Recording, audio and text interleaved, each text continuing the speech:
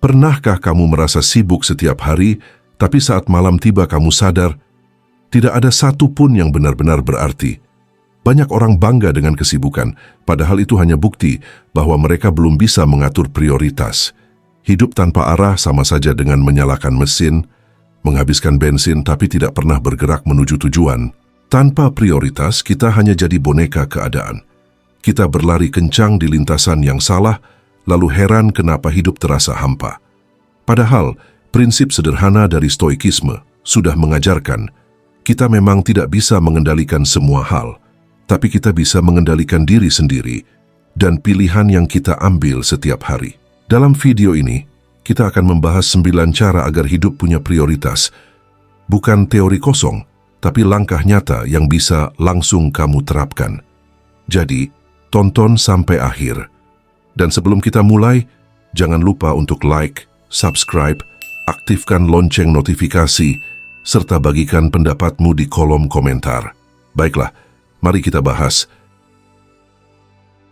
Berhenti sibuk mulailah. Jadi efektif. Apakah kamu bangga karena jadwalmu padat? Tapi ketika ditanya apa yang benar-benar sudah kamu capai, kamu hanya bisa terdiam. Itulah penyakit banyak orang. Sibuk tapi tanpa arah. Kita ini kadang seperti hamster yang berlari di roda mainannya. Capek, ngos-ngosan tapi tetap di tempat yang sama.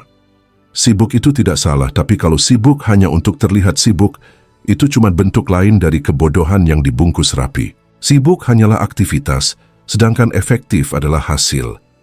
Kamu bisa menghabiskan 10 jam sehari bekerja, tapi kalau yang kamu kerjakan tidak mendekatkanmu ke tujuan hidup, itu sama saja dengan buang waktu. Stoikisme mengajarkan bahwa waktu adalah harta paling berharga yang kita punya. Jadi kalau kamu masih merasa hebat hanya karena sibuk, mungkin kamu sebenarnya sedang miskin arah. Masalahnya, banyak orang lebih takut terlihat tidak sibuk daripada kehilangan hidupnya sendiri. Mereka rela mengejar hal-hal remeh demi tepuk tangan orang lain, tapi lupa mengejar hal-hal penting untuk masa depan diri mereka. Sindirannya jelas. Kamu bisa jadi orang sibuk yang dipuji banyak orang, tapi tetap jadi pecundang di mata hidupmu sendiri. Berhenti sibuk itu artinya mulai berani memilah. Kamu harus bertanya pada dirimu sendiri, apakah yang kamu lakukan hari ini benar-benar membuatmu selangkah lebih dekat pada tujuan? Atau hanya sekadar memenuhi ekspektasi orang lain yang bahkan tidak peduli kalau kamu gagal? Kalau jawabannya yang kedua, berarti selama ini kamu hanya menjadi pekerja keras tanpa arah. Efektif itu sederhana. Lakukan yang penting, bukan yang ramai. Jangan tertipu oleh ilusi produktivitas.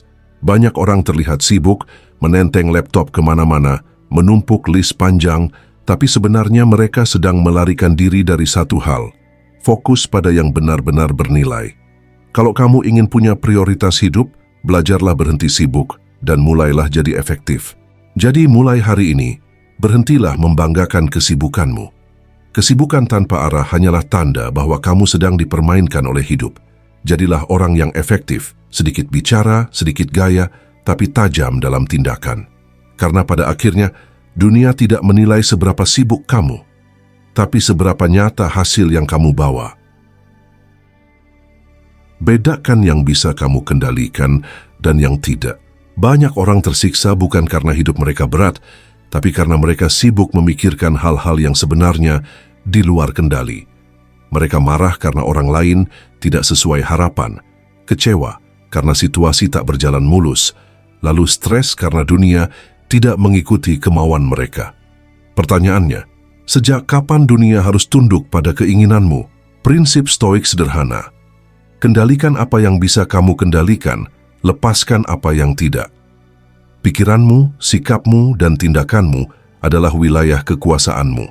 Sedangkan cuaca, opini orang lain, atau nasib di luar kendali, itu bukan urusanmu. Masalahnya, kita sering terbalik. Kita sibuk memikirkan pandangan orang lain, tapi malas memperbaiki diri sendiri. Kalau kamu ingin hidup punya prioritas, langkah awalnya adalah memilah. Ini tanggung jawab saya, atau ini di luar kuasa saya. Misalnya, kamu bisa mengendalikan seberapa keras kamu belajar, tapi kamu tidak bisa memaksa hasil ujian keluar sesuai ekspektasi.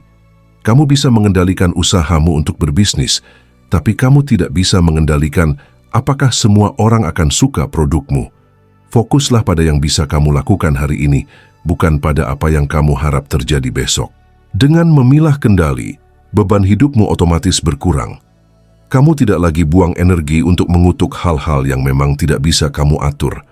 Bayangkan, jika setiap hari kamu berhenti peduli pada gosip, pada cibiran, pada komentar negatif yang tak berguna.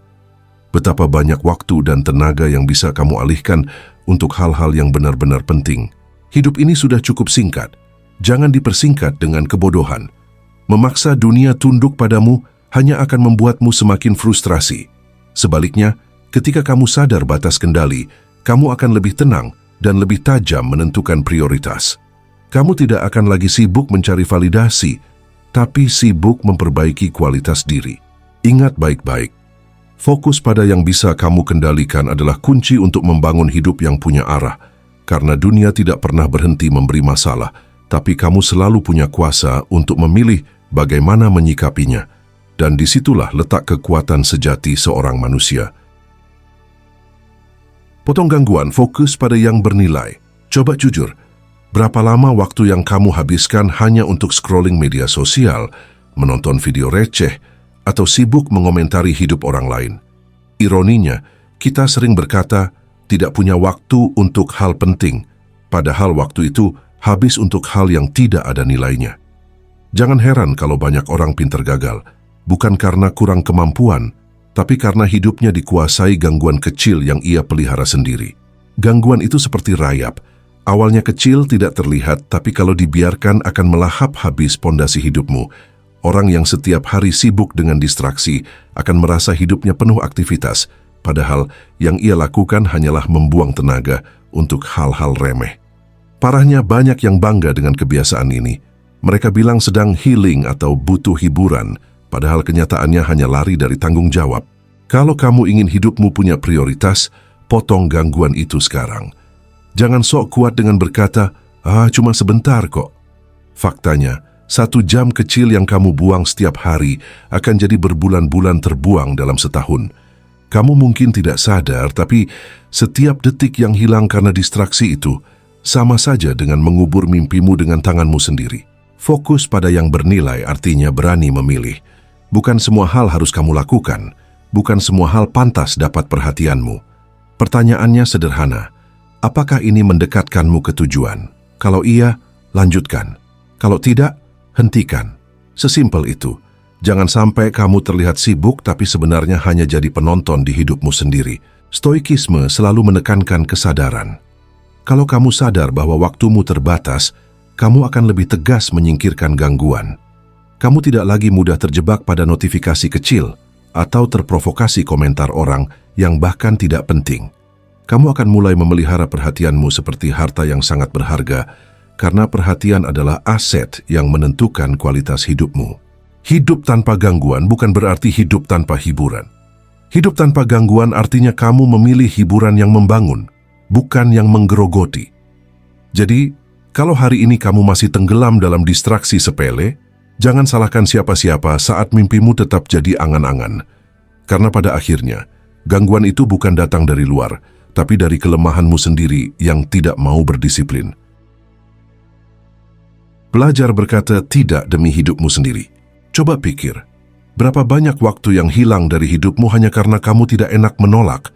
Kamu tahu itu tidak penting, kamu tahu itu mengganggu, tapi mulutmu lebih cepat berkata iya daripada pikiranmu sempat bertanya, apa ini sejalan dengan tujuan hidupku? Begitulah banyak orang akhirnya jadi budak ekspektasi orang lain, sibuk membahagiakan semua orang, tapi melupakan diri sendiri. Orang yang tidak bisa berkata tidak akan selalu jadi korban. Korban janji, korban ekspektasi, korban manipulasi. Dan lucunya, mereka sering menyalahkan dunia atas penderitaan mereka. Padahal biang masalahnya sederhana. Mereka tidak pernah berani melindungi waktunya sendiri. Kalau kamu tidak bisa menjaga batas, orang lain akan seenaknya masuk dan mengambil semua yang berharga dari hidupmu. Belajar berkata tidak. Itu bukan berarti kamu egois, tapi berarti kamu paham bahwa waktumu terbatas. Orang yang hidupnya penuh prioritas tahu bahwa setiap iya yang ia ucapkan berarti ada satu hal lain yang harus dikorbankan. Kalau kamu bilang iya untuk hal remeh, berarti kamu bilang tidak pada mimpimu sendiri. Pertanyaannya, apakah kamu rela mengorbankan masa depanmu hanya demi terlihat sopan? Kamu tidak bisa menyenangkan semua orang, dan itu fakta. Orang yang mencoba menyenangkan semua orang justru berakhir tidak disukai siapapun, karena ia kehilangan jati diri. Orang seperti ini ibarat daun kering, mudah terbawa angin kemana saja, tanpa pernah tahu kemana seharusnya ia pergi. Kamu mau jadi daun kering atau pohon yang berdiri kokoh dengan akarnya sendiri? Stoikisme mengajarkan untuk fokus pada apa yang bisa kamu kendalikan. Kamu tidak bisa mengendalikan opini orang tentang dirimu, tapi kamu bisa mengendalikan pilihanmu. Belajar berkata, tidak adalah cara menjaga kendali itu. Dengan begitu, hidupmu tidak lagi ditentukan oleh undangan, permintaan, atau tuntutan orang lain, tapi oleh arah yang kamu pilih sendiri. Ingatlah, setiap kali kamu berkata iya pada sesuatu yang tidak penting, itu sama saja dengan berkata selamat tinggal pada sesuatu yang benar-benar penting. Jadi, lain kali jika ada permintaan yang jelas-jelas tidak sejalan dengan tujuan hidupmu, beranilah berkata tidak, karena menjaga prioritasmu lebih berharga daripada menjaga perasaan orang yang bahkan tidak peduli dengan masa depanmu. Tentukan arah, bukan sekadar ikut arus. Banyak orang hidup seperti perahu tanpa nakhoda, mengapung terbawa arus dan akhirnya terdampar entah di mana.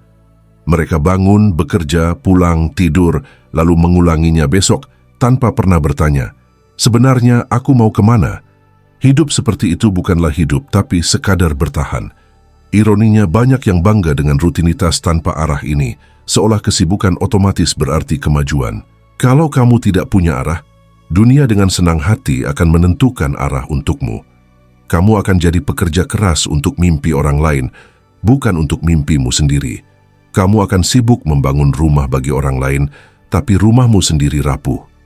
Pertanyaannya sederhana, apakah kamu ingin jadi pemain utama dalam hidupmu, atau hanya figuran dalam skenario orang lain? Menentukan arah bukan berarti harus langsung tahu seluruh detail hidupmu. Itu berarti kamu berani memilih nilai yang penting bagimu dan berpegang pada itu.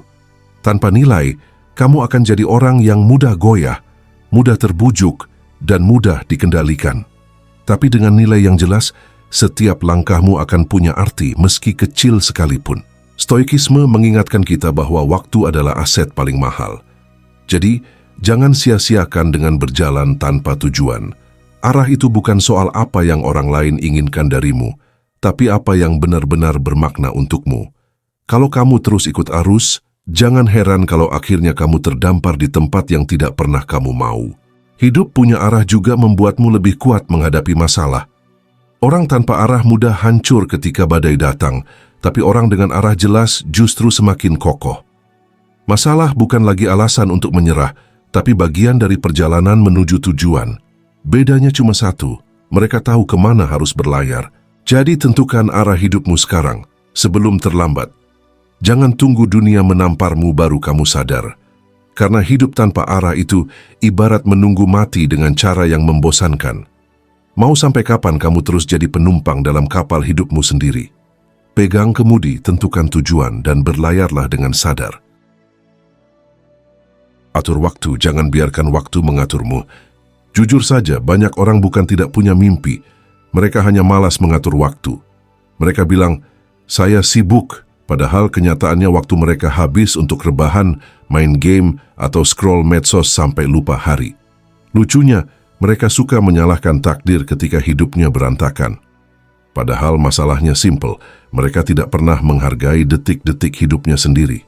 Orang yang tidak bisa mengatur waktu sama saja dengan orang yang sedang bunuh diri pelan-pelan. Bedanya, mereka melakukannya dengan cara yang lebih sopan. Menunda, lalu menunda. Mereka hidup seolah-olah punya cadangan umur 100 tahun lagi, padahal besok saja belum tentu milik mereka.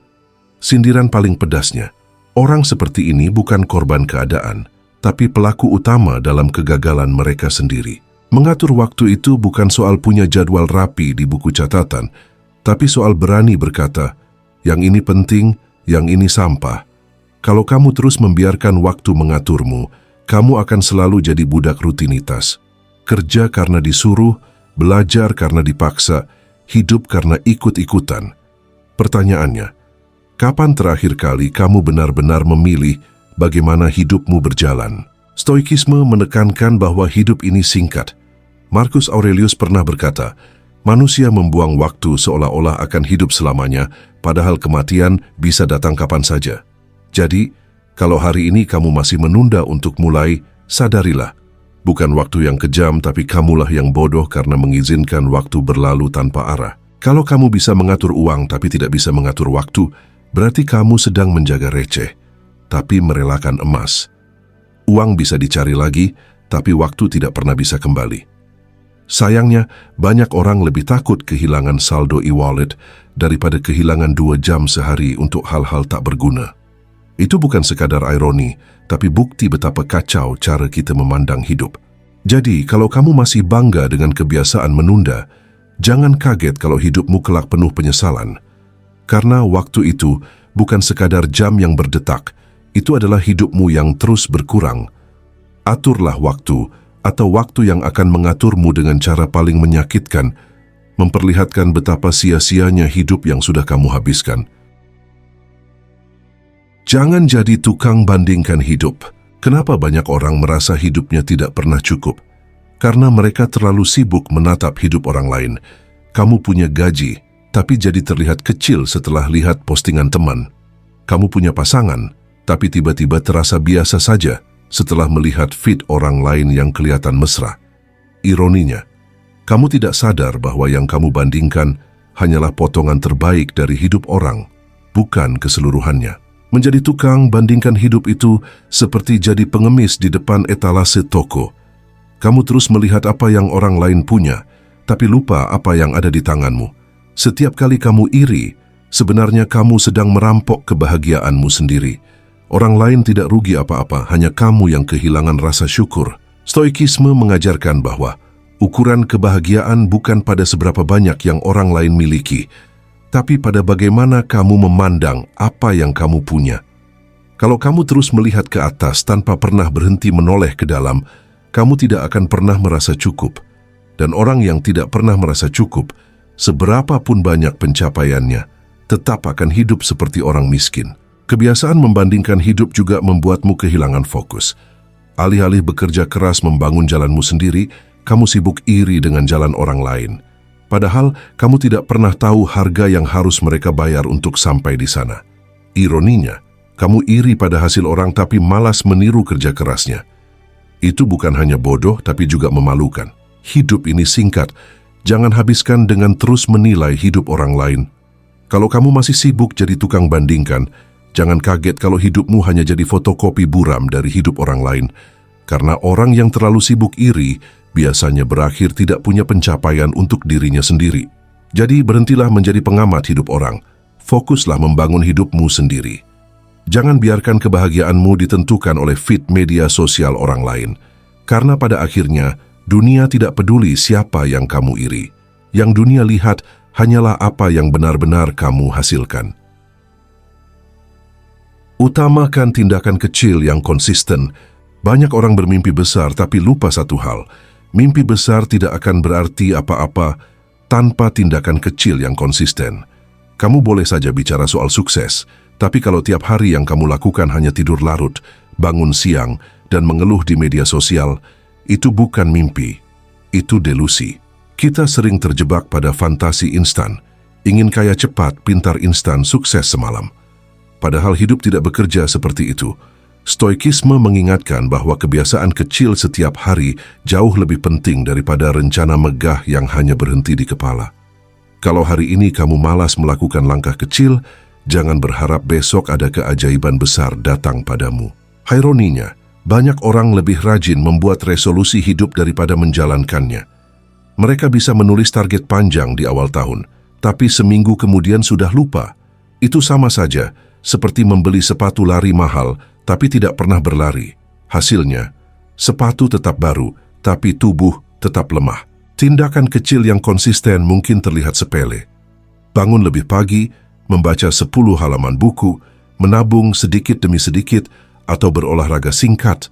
Tapi justru di sanalah rahasia perubahan hidup. Karena kesuksesan tidak datang dari satu lompatan besar, tapi dari ribuan langkah kecil yang tidak pernah berhenti. Kalau kamu masih menunda melakukan hal kecil hari ini, berarti kamu sedang menunda hidupmu sendiri. Orang gagal bukan karena mereka tidak tahu apa yang harus dilakukan, tapi karena mereka tidak pernah benar-benar memulainya. Sindirannya jelas. Kamu lebih suka membayangkan hasil daripada bekerja keras untuk mencapainya. Jadi berhentilah menunggu waktu yang tepat. Tidak ada waktu yang lebih tepat selain sekarang. Lakukan hal kecil, tapi lakukan setiap hari. Karena tindakan kecil yang konsisten jauh lebih berharga daripada niat besar yang hanya jadi wacana. Ingat, dunia tidak menghargai rencanamu, dunia hanya menghargai hasil dari tindakanmu. Ingat kematian supaya hidupmu lebih bernilai. Kamu hidup seolah-olah punya cadangan umur. Padahal, tidak ada satu pun dari kita yang bisa memastikan apakah besok pagi masih sempat membuka mata. Ironinya, kita sibuk menunda hal penting, seakan waktu akan selalu menunggu.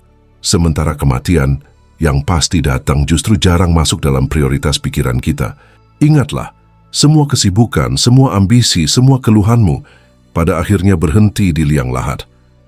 Pertanyaannya, apakah selama hidupmu kamu sibuk pada hal-hal yang berarti, atau hanya menghabiskan waktu pada hal remeh yang bahkan tidak akan dikenang setelah kamu tiada? Kalau jawabannya yang kedua, maka kamu hanya sedang jadi pekerja keras untuk hal sia-sia. Stoikisme mengajarkan memento mori. Ingatlah bahwa kamu akan mati. Bukan untuk membuatmu takut, tapi supaya kamu hidup lebih sadar. Karena ketika kamu sadar bahwa hidup ini singkat, kamu akan lebih hati-hati memilih prioritas. Kamu tidak akan lagi membuang waktu untuk drama, iri hati, atau ambisi kosong. Kamu akan berani fokus hanya pada hal yang benar-benar bernilai. Banyak orang menunda kebaikan, menunda perubahan, menunda mimpinya sendiri. Mereka berkata nanti saja, masih ada waktu. Tapi sebenarnya, yang mereka maksud adalah, aku terlalu malas untuk menghargai hidupku sendiri. Dan ketika kematian datang lebih cepat dari perkiraan, semua alasan itu tidak ada artinya lagi. Bayangkan jika hari ini adalah hari terakhirmu. Apakah kamu puas dengan apa yang sudah kamu lakukan? Atau kamu justru menyesal karena waktumu habis untuk membandingkan hidup, mengejar validasi, dan menuruti gangguan yang tidak penting? Kalau kamu masih jujur, jawabannya mungkin menyakitkan. Itulah kenapa mengingat kematian bukanlah hal muram. Justru disitulah letak motivasi paling kuat untuk hidup lebih bernilai. Karena hanya dengan mengingat bahwa waktumu terbatas, kamu akan benar-benar belajar menentukan prioritas. Dan hanya orang yang ingat kematianlah yang bisa benar-benar menghargai hidup. Kamu sering bilang hidupmu berantakan. Padahal, bukan hidupmu yang berantakan. Kamulah yang tidak tahu cara mengatur prioritas. Kamu punya waktu 24 jam yang sama dengan orang sukses, tapi kamu malah habiskan untuk scroll tanpa arah, bergosip, atau sibuk mikirin omongan orang lain. Lalu ketika gagal, kamu dengan polosnya menyalahkan keadaan. Itu bukan masalah keadaan, itu masalah pilihanmu sendiri. Jangan tunggu waktu habis untuk sadar. Jangan tunggu sakit, kehilangan, atau kematian orang terdekat baru merasa hidup ini berharga. Kalau kamu masih terus mengabaikan prioritas, jangan heran kalau hidupmu berakhir biasa-biasa saja, atau malah menyedihkan. Tapi kalau kamu berani mengubah sekarang, mulai berani memilih yang penting, meninggalkan yang sia-sia, dan menata hidup dengan sadar, hidupmu akan jauh lebih bernilai. Jangan lupa, klik tombol like, subscribe, aktifkan lonceng notifikasi, serta tuliskan pendapatmu di kolom komentar. Jadi sebelum video ini selesai, ingatlah, waktu tidak menunggu. Tentukan prioritasmu sekarang atau hidup yang akan menentukan arahmu dengan cara yang menyakitkan. Terima kasih.